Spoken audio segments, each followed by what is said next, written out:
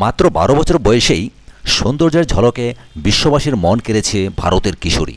ইতিমধ্যে বেশ কয়েকটি সৌন্দর্য প্রতিযোগিতায় খেতাবও জিতেছে। এবার লিটল মিস ইউনিভার্স প্রতিযোগিতায় ভারতের প্রতিনিধিত্ব করতে চলেছে সে। পদ্মালয়া নন্দা নামের ওই কিশোরী ওড়িশার কটকের মেয়ে।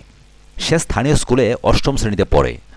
মেধাবী ছাত্রী পদ্মালয়ার ছোট থেকেই লেখাপড়ার পাশাপাশি মডেলিং আর ফ্যাশন ডিজাইনিং এর শখ। ছোটবেলা থেকেই বিভিন্ন সৌন্দর্য প্রতিযোগিতায় অংশ নেয় সে। এর আগে কেরলের কোঝিকোড়ে জুনিয়র মডেল ইন্টারন্যাশনাল প্রতিযোগিতায় ভারতের প্রতিনিধিত্ব করেছে পদ্মালয়া। ওই প্রতিযোগিতায় খেতাবও জিতেছে।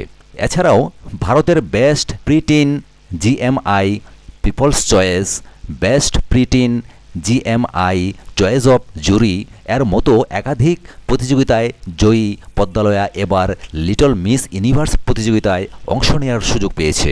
জর্জিয়ার বাতুমিতে ওই প্রতিযোগিতায় অংশ নেবে বিশ্বের আরও 16টি দেশের প্রতিযোগীরা।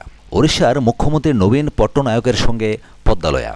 জর্জিয়া যাওয়ার আগে ওড়িশার মুখ্যমন্ত্রী নবীন পট্টনায়কের সঙ্গে দেখা করে পদ্মালয়া।